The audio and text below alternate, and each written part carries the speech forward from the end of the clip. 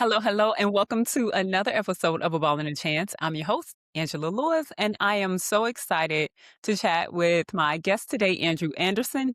Andrew is the digital marketing manager for the Houston Rockets, where he leads digital strategy across paid media, CRM, email, SMS, fan engagement, ticketing, retail, partnerships, and community initiatives. Today, we're going to get into how all of those work together to help generate revenue for the team. In addition, Andrew is a former athlete with more than a decade of marketing experience, as you can see by all of the different ways that he's worked in the industry. But he's really focused on building the systems that connect business goals, fan behavior, audience growth, and measurable revenue impact. In his role with the Rockets, Andrew has helped evolve digital marketing from executional support into a more strategic revenue and fan engagement engine for the organization. His work spans campaign strategy, performance marketing, reporting, audience development, cross functional collaboration across key business areas. If you don't know what all of that means, don't worry. He's going to break it down for you today. This is going to be a masterclass in marketing.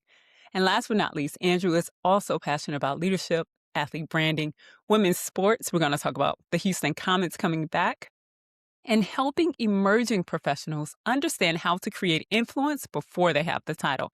His perspective is shaped by his journey from athlete to sports business professional and by his belief that the future of sports will be won by organizations that build authentic relationships with fans early and consistently. Help me in welcoming Andrew Anderson to Ball in the Chance. All Thank you, thank right. you, Thank, thank you, thank you. thank you. Thank you for joining me.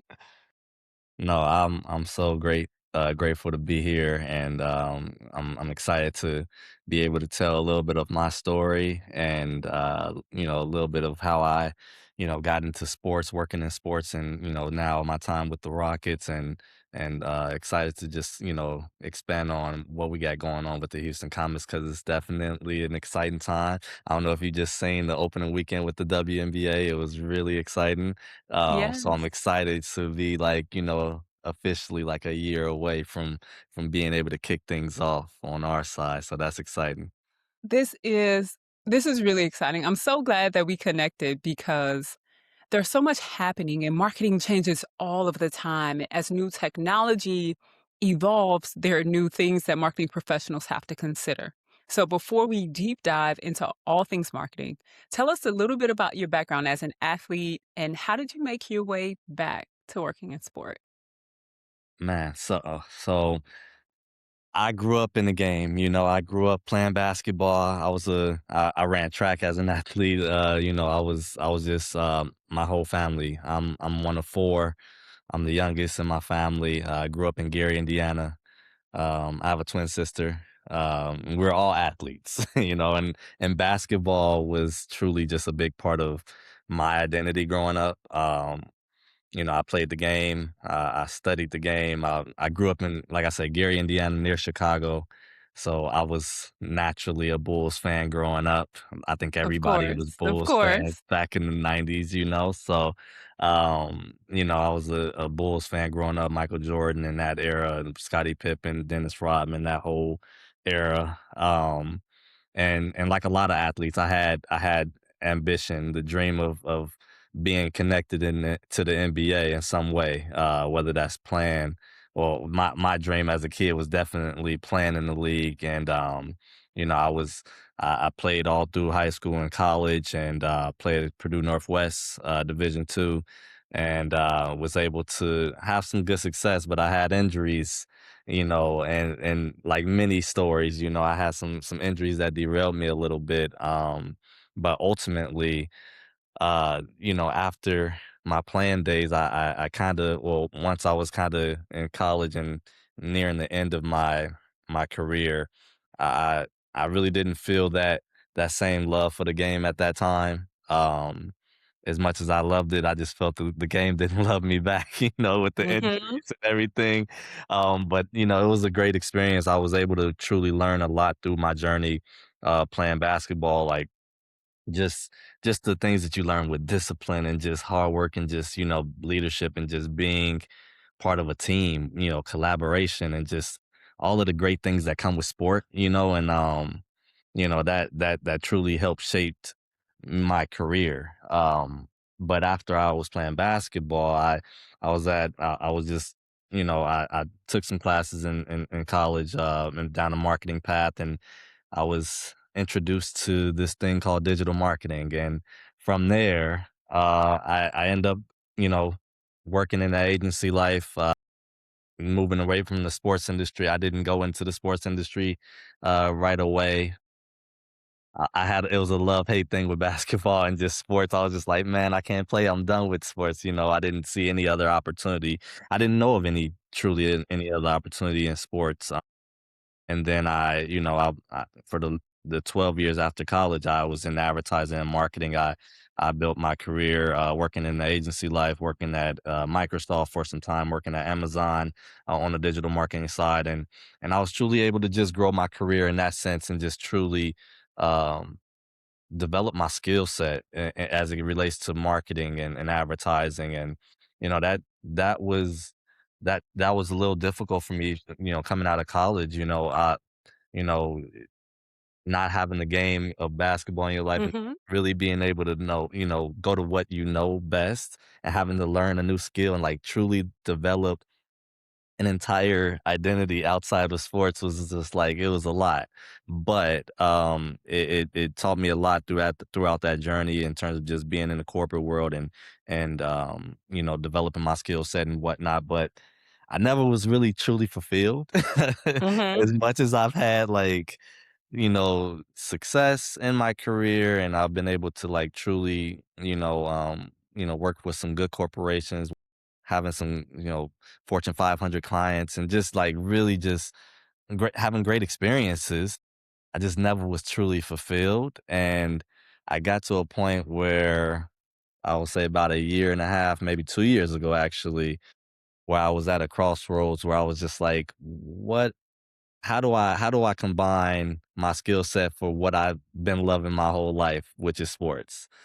So I kind of went down this journey of just looking to find opportunity within the sports world, and I went down a journey of applying for over 300, well, 326 jobs to be exact, in the sports world, whether that was NBA teams, NFL, sports tech companies, just sports business in general. I applied to 326 jobs and reached out to over 100 people on LinkedIn. And I was just like relentless to find an opportunity because I knew that this is where I wanted to be. I knew that this is where I would thrive. And ultimately, I landed here with the Houston Rockets, and here I am today, almost coming up on my first year. So it's been a great decision and great tail into the story. So story's not over, but Incredible. yeah, definitely excited for just the journey that's come about. That's incredible. Incredible in so many ways. I wanna go back to a couple of things that you said. Hmm. The first was, like, when you left sport, you had to learn a new skill set, a whole new skill set. I think one of the beautiful things that we learn in sport is everyone starts off bad. You Hmm. might be more athletic, but you just don't have the skills, and so what you learn having played sports is how to not be good at something, and then we For call it sure. skill stacking, right? You can dribble a little bit with your Yep. right hand and left hand, and then you can pass, and then you shoot, and then you learn to run a play and set a screen. So you just kinda continue to skill stack, and that Yes. transfers into the professional life as well. I want to go back to your start as a marketing professional. What were the skills that you had, like the foundational, fundamental skills that are necessary if there's someone who wants to go into marketing? What must you know?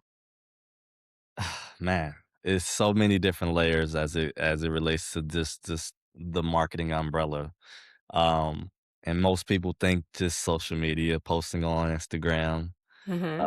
posting on TikTok, and those are great channels and avenues. And though there are places for that within the sports industry or any industry, right? But my foundation was with Google Ads. And I started off and I had a course in college where we worked with a local business and we did a Google Ads campaign with that business. And from there, it taught me, forgive me if it's some noise in the background, I'm It's not sure if okay. you can hear it, but, it really taught me just the platform itself and just how to really become like a scientist when it comes to I'm very analytical.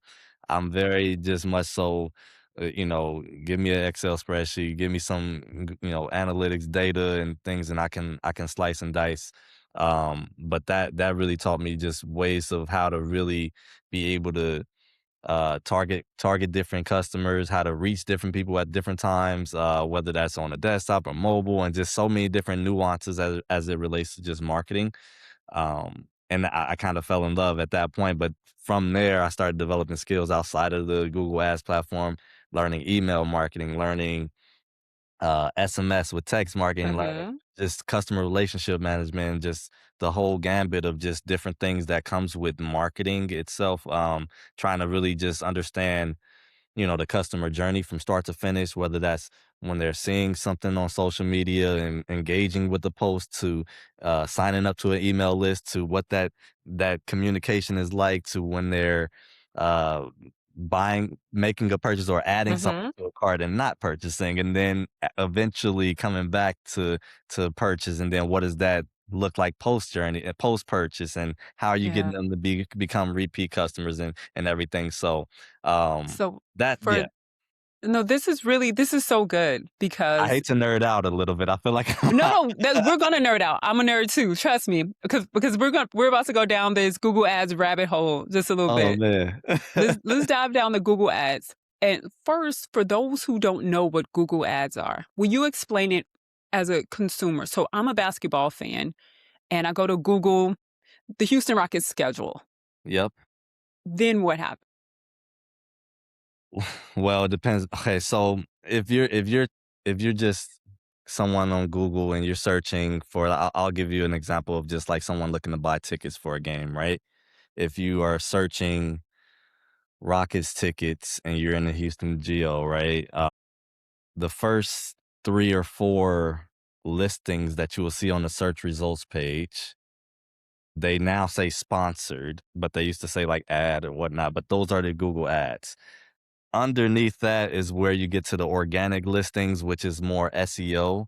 And even nowadays, we're looking into things like AEO, which is answers engine optimization with AI search.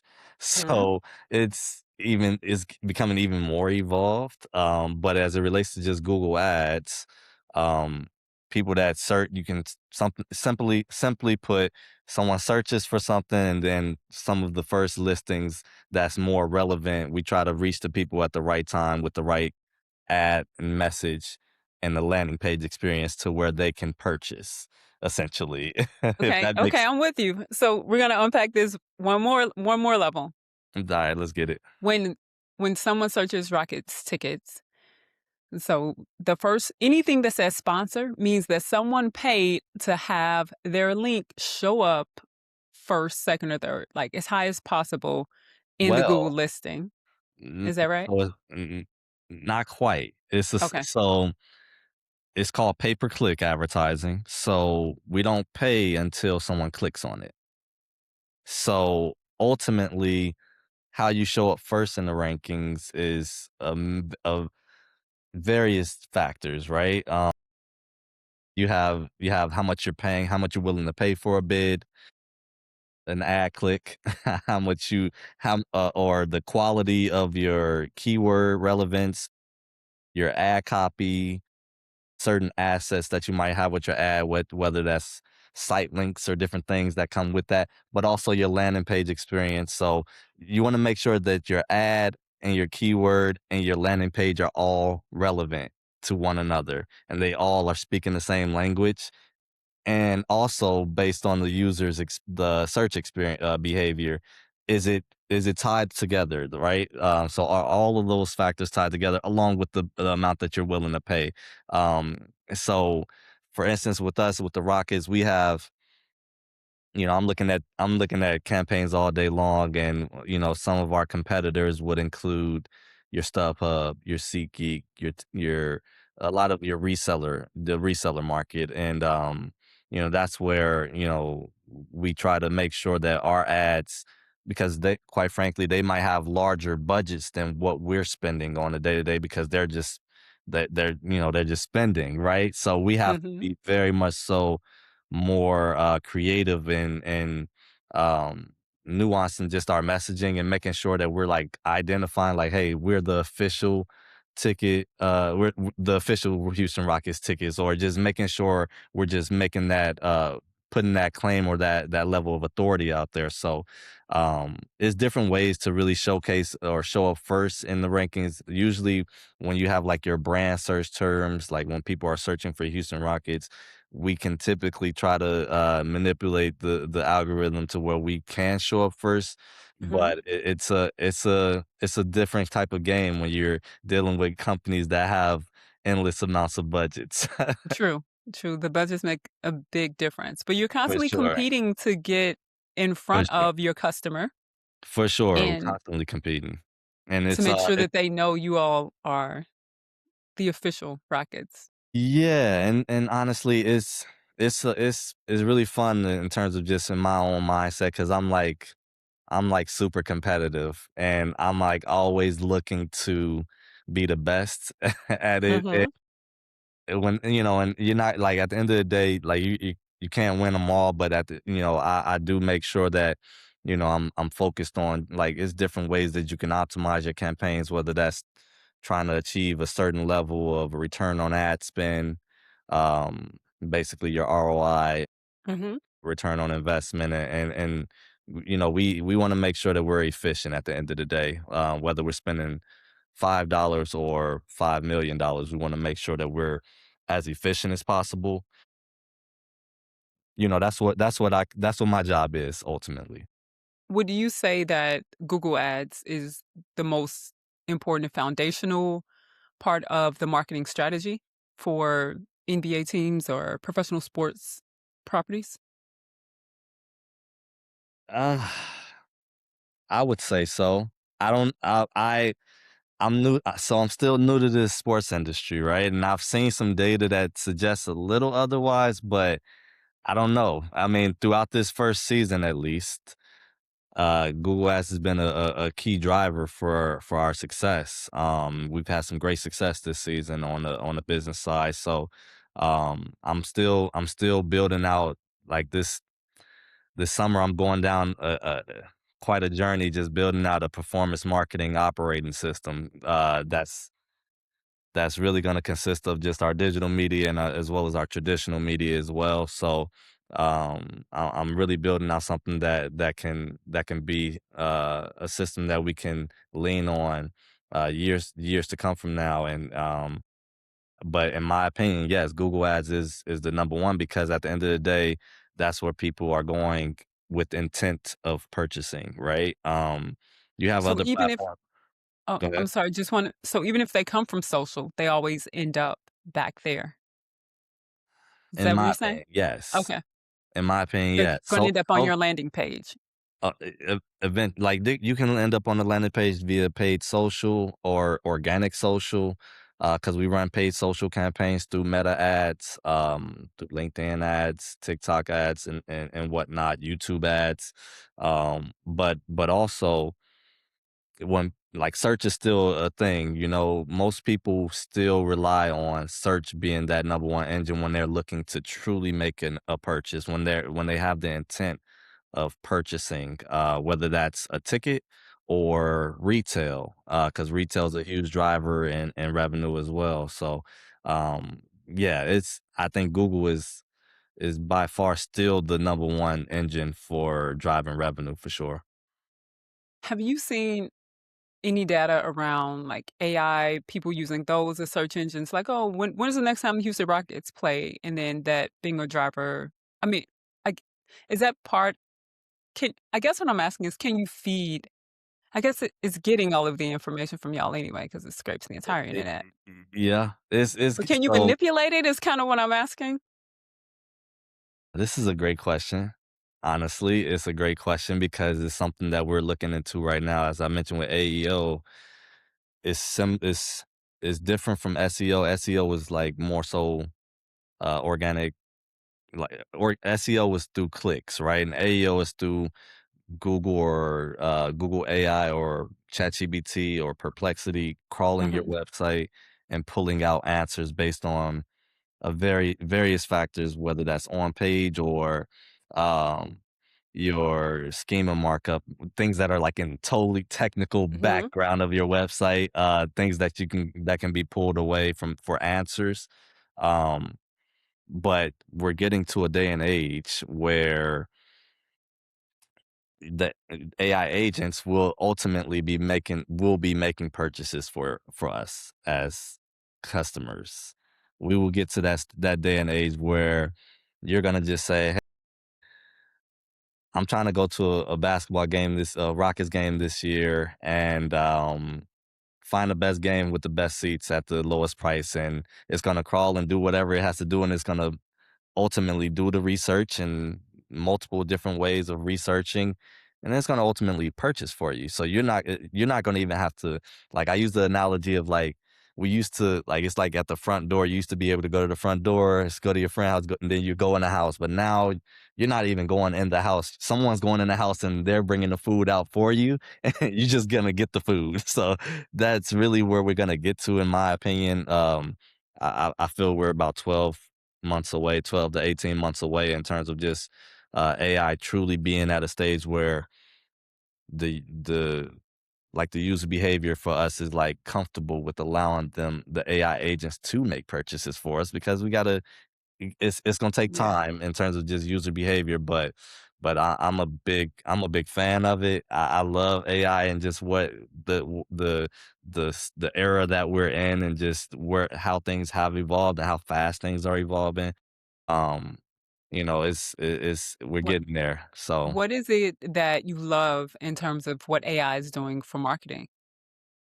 I mean, because you can do everything now from create graphics to create captions to, create copy of your email campaigns. yeah, yeah. In terms of just the marketing itself, I mean, it's so much. AI allows us to. I mean, I've already been one guy. I've been one to wear many hats in my Mhm. role. But it allows me to do the job of, 5, 6 people, right? And whether that's a good thing or a bad thing, I don't know. But I think just I'm I'm very like I mentioned, I come from a sports background, so I'm like I'm cut from a different cloth, so I'm like literally first in, last out, and I'm like always going on just trying to identify different gaps or areas that we can improve. And we got a great team over here with the Rockets, and I think we're building something truly special as it relates to just our marketing team, our business intelligence team, and just the whole team and as a whole, our creative team, production team, social team. Like we're all just kind of aligning on a great front, and I think it's just a great time for us to truly just make like at the end of the day, we're not the product. The product, with the players on the court, they do what they have to do. But I always use the analogy: if they're building a championship level team on the court, how can we not build a championship level team on the business side? So Yeah. that's really my ultimate goal, is just to like make sure that we're doing everything we can to make sure we're engaging with the fans. We're providing fans with that true, real, uh, great customer, like that fan journey, from when Mhm. they're on social media engaging with the posts to when they're on our website, and when they're downloading our mobile app, to when they're coming to a game, when they're at community events, when the partners we align with, everything has to make sense and align correctly. So it's just it's a beautiful time right now, and I'm super grateful to be here for sure. This is really interesting. I was a Sports Business Journal had a it was a webinar, like lunch and learn session. They do them monthly, and this one was about particularly women's sports. Mhm. Essentially, how do you engage with a younger fan for long-term growth? We know we're gonna turn a little corner here. We know the Yeah, yeah, Rockets have had just a storied franchise, but the Houston Comets, yeah, legendary, and they're coming back. Can you yeah. talk a little bit about what metrics or behaviors actually matter most when you're trying to turn fan attention into long-term engagement for business growth? Yes. You know, that's really a great question because it's not really, a lot of people think, you want to obviously we want to grow our audience when it comes to the Houston Comets and it's the Comets, right? They're not just returning as a team, they're representing like legacy and culture and women's sports growth, like the Houston pride in itself and just a chance to like really build that new generation of fans and we have a great opportunity amongst us. We're 12 months away. And we're developing different ways on how we can truly impact this culture and bring back the Houston Comets in a great way. I think just connecting with those younger fans, whether that's through social media with TikTok or just getting out to those different community events, different AAU tournaments, and all of these things, just making our presence felt in a grassroots way. I think that's really a great way of connecting with your local audience, but also just it's bigger than local. The Houston Comets is global, right?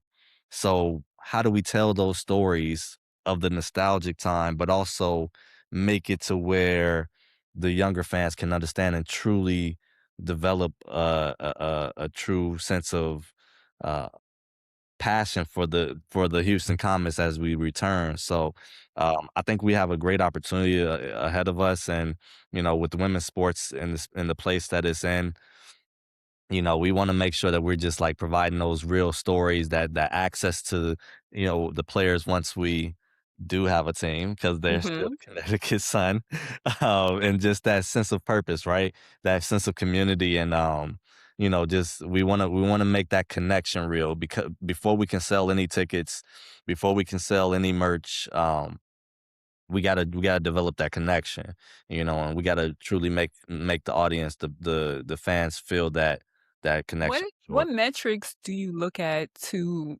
validate that the connection has been made? Is it merchandise sales? Is it like where's how do you know that the connection is made? That's a great question. I mean, I obviously we looking at like merchandise sales, yes. Season ticket membership deposits. You can go to HoustonComets.com and make a deposit if you wanna become a season Already ticket for member. next Yes, for for next year. really? Yes, Wow, yes, I didn't yes, yes. realize that. Yeah, you can go there I believe it's a $99 deposit to become a season ticket membership, just getting on the wait list right now as we figure out logistics and everything. Uh, so those are certain metrics that we're gauging, right? But it's not always about like the revenue driving numbers, right? Like just the fact that we were able to, announce announce the comments coming back and then we're over 10,000 followers on Instagram. So like we're growing incrementally, right? And I think just it's not a sprint, right? We're not looking to make a quick splash. The Comets is gonna definitely be something that's gonna, it's coming at the perfect time with the WNBA. I'm a huge fan of the W, and I think it's just growing, and I'm not the only one. The numbers are showing, right? You just over the weekend, the Portland Fire, they set a record with first home game attendance since the Valkyries did it last year. So I'm just looking at Mm. just the game itself evolving, and I'm excited. I'm excited for what the comments will bring to the WNBA. Yeah, So the excitement around the comments is gonna be I mean, there's already excitement. I've seen Cynthia Cooper and Sheryl Swoopes doing tons of interviews man, and reminiscing and telling stories now that, weren't told years ago. And I yeah, think with Portland was nearly 20,000 people. It was something yes. like that, It upwards was of like maybe 19. It was definitely more than it was 18,000. yeah, it was more than 18. I wanna say 19.5, but it was close to Yeah, 20, but, no, man, it was huge. it's truly yeah, it's just a great time right now, like you mentioned with Cynthia Cooper, Sheryl Swoops. Tina Thompson, this is just like this is gonna be a great impact for the city and everybody, and that's outside of the metrics, right? That's one way you can truly just feel Mhm. that there's a true connection with the audience, with the fans. You go in the city and people are truly excited. Like we had a draft party um a couple weeks ago in early April, and it was so many people there with old nostalgic Comets gear, and Yeah. everybody's excited. So, just to be in the community and feel that energy, I think that's one way of just truly gauging success and just how we can like say, hey, we have something. And it doesn't take me to say that the Comets coming back is gonna be a big deal, right? This is just it's gonna be a big deal. Legacy is, you know, it gets people interested, right? But the consistency, like just showing up every day, I think the consistency with the marketing, the Mhm. advertising, the social, the emails, everything that we're doing in terms of grassroots and the community, that's gonna keep them connected for sure. How do you this you mentioned email, social, grassroots. How do you connect it all? Like if there's someone who's saying, "Okay, Google Ads, I need to understand that." Okay, social, I kind of understand it. There are so many different platforms. LinkedIn's algorithm works different than TikTok, which is different than Instagram. And do you go to Snapchat? How do you decide? Let's go with social first Yeah. before because let's go with social. How do you decide which social platforms make sense and how much content to put where? That's a great question. How do you decide? You decide based on where your audience is, right? Every now it depends. Like if we're talking small business, talking large bit, like it We're is talking sports franchises. We're talking sports properties. a sports property. Still go where your audience is, but at the same time, you have to strategically test everywhere, um, because every platform has a fan or potential fan. Hmm. So you wanna be everywhere. You wanna have that omnipresence, and how often are you posting? I'm a fan of just volume, getting it out there, and, like, you gotta is we're just strategically testing, and we have to continuously put out great quality, but Hmm. also great quantity because there's so much noise in the social sphere on TikTok, Instagram, LinkedIn, YouTube. There's so many ways for people to be pulled in different directions. So yeah, Is your I'm intrigued by this, and you're right. You keep testing to see what works, and then is it the same team that like works the Comets that works the Rockets? And if so, how do y'all differentiate the two brands? Because the women's basketball specifically fan base is a bit different than the men. And how do you decide? How do you differentiate? Basically, make yeah. decisions on how to market both of those audiences. Well, because we have a great team. Yes, No, of course. we have. So right now I know, in terms of just the Houston Comets coming back, there are still some things that are still being formed. That's in terms of just the overall team that we're bringing. That's going to be on the Comets side or on the Rocket side, but there's not going to and from the way it's playing out, there's not going to be too much of a separation. We just have a really great group of great minds, and Okay. luckily, we have some great leadership. Ryan Tanke, who's the COO here, Laura Meyer, who's our senior vice president of performance marketing and BI. They came from the Minnesota Timberwolves and the Minnesota Lynx, so they've been able to be a part of different entities as it relates to the NBA and the WNBA. So I think having them at the helm of how we operate on the marketing side is truly a game changer for us, and it allows us to be able to just be brave about the decisions we're making, and just be bold, about how we truly try to make impact and change, and innovate. Being that I haven't worked in the sports industry my entire career, I'm coming at things from a different lens from people that Mhm. have been here for 10, 15, 20 plus years. That's a positive for me. Yes. I don't look at it as a hindrance at all. I look at it as an opportunity for me to just give my raw, authentic opinion about what I think is good or not. And so far so good.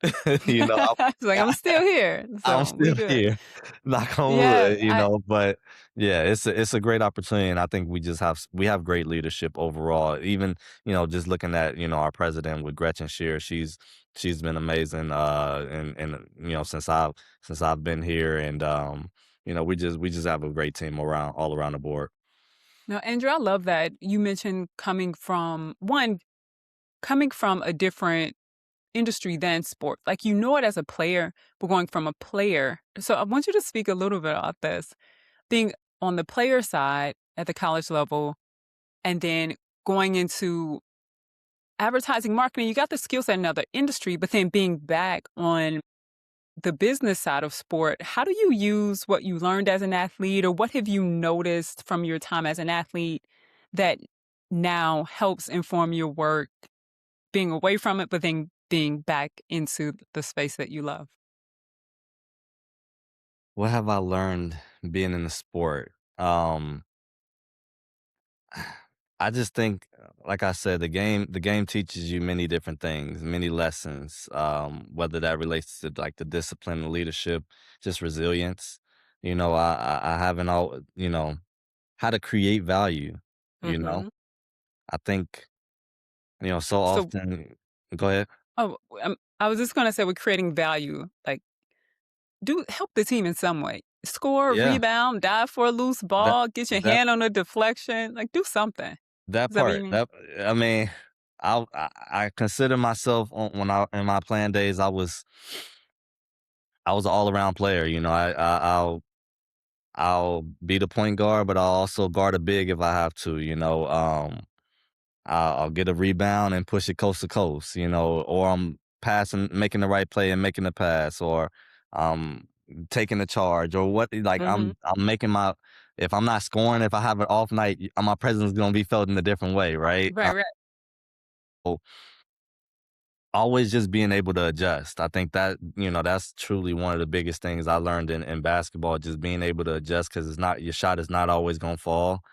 And you're gonna have an off game, but you gotta be able to make impact in other ways, and how I relate that to, my marketing world is um just always showing up to work and having that positive attitude. Like we have a great team here and great culture here with the Rockets and Comets. And I think just being able to, bring a positive spirit is Mhm. something that no one can take away from me, right? So just just those little things and just being able to, make sure I'm bringing my best foot forward with every day at work is has brought some really great value overall to the team.